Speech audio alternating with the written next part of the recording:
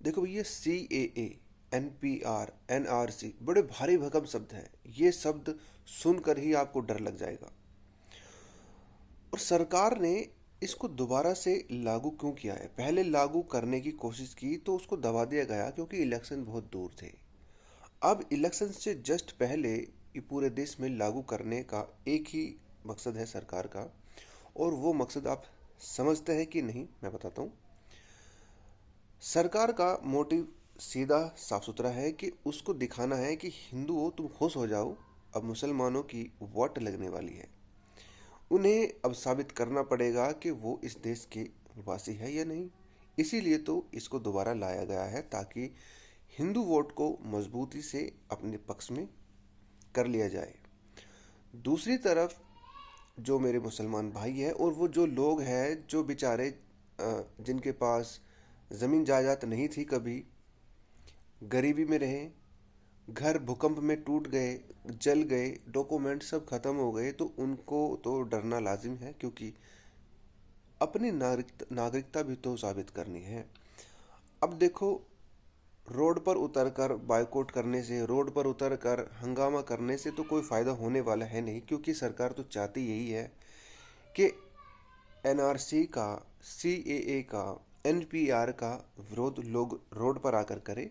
उससे क्या होगा, जब लोग रोड पर उतरेंगे तो प्रोटेस्ट करने के नाम पर आएंगे, शांति से बैठेंगे, प्रोटेस्ट करेंगे, लेकिन सरकार नहीं चाहती कि शांति से हो।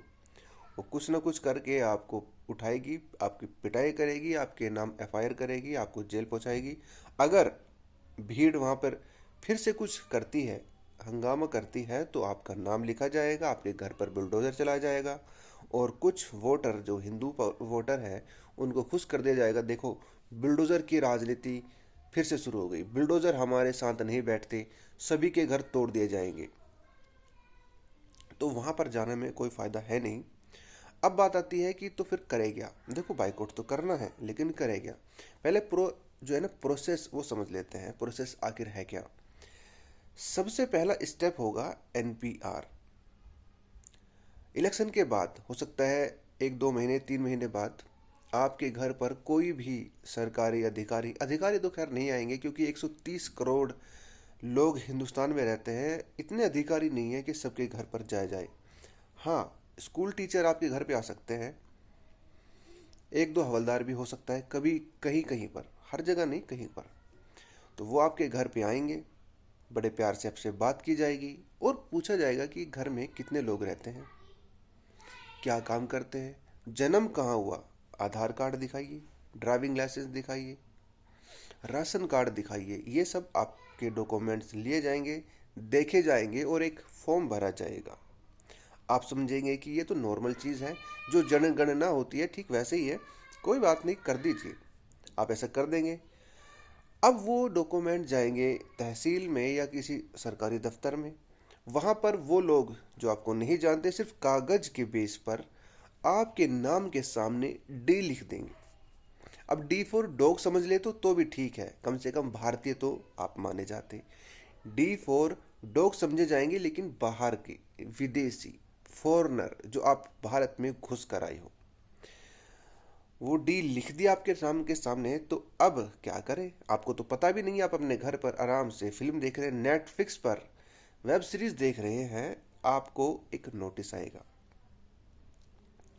आएगा जिसमें लिखा होगा कि भैया, आप डाउटफुल सिटीजन हो, आइए सरकारी दफ्तर में और अपने आप को नागरिक इस भारत देश का साबित करके दिखाइए। अब नागरिकता साबित करने के क्या प्रमाण हैं, ये तो सरकार नहीं बताती। NRC एक जगह हुई है आसाम में, वहाँ पर आधार कार्ड नहीं माना गया, DL नहीं माना गया, राशन कार्ड नहीं माना गया।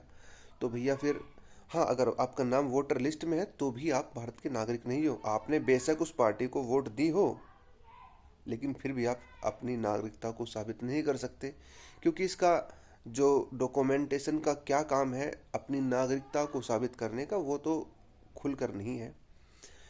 तो अब क्या दिखाएंगे? आपके बाप दादा का कोई घर मकान है, उसकी ज़मीन आपके नाम है या फिर आपके बाप के नाम है, वो दिखाइए। आप किसान हो, ज़मीन आपके नाम है, वो दिखाइए। अब हर किसी के पास तो ज़मीन है नहीं, तो अपनी नागरिकता कैसे सिद्ध करेंगे, ये तो एक बड़ा क्वेश्चन मार्क है। और इसी के लिए सारे प्रोटेस्ट होते हैं। आप नहीं कर पाएंगे तो आपको भेज दिया जाएगा कहाँ पर? Detention centre. ये एक तरह की जेल है। जो फॉरेनर होते हैं, विदेशी होते हैं, घुसपैठ करके देश में आते हैं, उनको एक अलग ख़ास जेल में भेजा जाता है जिसको डिटेंशन सेंटर बोलते हैं। आसाम में बन चुका है और भारत के अलग अलग राज्यों में बन रहे हैं। अब डिटेंशन सेंटर इतने सारे तो है नहीं कि लोगों को वहाँ भर दिया जाएगा। अब लगा लो कि आपके गांव में 10,000 लोग रहते हैं, 5,000 लोग रहते हैं। 5,000 लोग में से मान लो 50 आदमी डाउटफुल कैटेगरी में आ गई। अब वो 50 आदमी आपके भाई बहन हो सकते हैं, आपकी बीवी हो सकती है, कोई भी हो सकता है। घर में 10 सदस्य है, 10 में से एक का भी नाम आ गया तो आप सिद्ध नहीं कर पाओगे कि ये भारतीय नागरिक है, भले ही उसका पति हो। ये एक असमंजस की स्थिति है, समझ में नहीं आएगा कि क्या करा जाए, और सरकार ताकत के बेस पे वो करेगी। तो इसका सबसे खास और सबसे अच्छा तरीका ये है कि जब पहला स्टेप हो एनपीआर, जब लोग आपके घर आए तभी आपको बायकॉट करना है कि भैया ठीक है, आइए बैठिए, खाइए पिए और नमक जरूर चटाइए, क्योंकि नमक चटाने के बाद वो आपसे नमक हरामी करेगा या नमक हलाली, ये उसके परवरिश पर निर्भर करेगा। उसको नमक चटाइए, खाना पिला खिलाइए। और भैया हम आपको कोई डाटा नहीं देने वाले, हम आपको कोई डिटेल नहीं देने वाले, बस जय हिंद बोलिए और उनको जाने के लिए बोलिए। यही आपका सबसे बेस्ट प्रोटेस्ट होगा, क्योंकि जब सरकार के पास कोई डाटा नहीं जाएगा तो वो कैसे सिद्ध करेगी कि कौन सिटीजन डाउटफुल है कौन नहीं। बस छोटी सी ये इन्फॉर्मेशन थी, अगर अच्छी लगे तो आगे बढ़ा दीजिए, अन्यथा आप जो कर रहे हो तो करेंगे ही। कौन आपको रोक सकता है? कोई नहीं रोक सकता।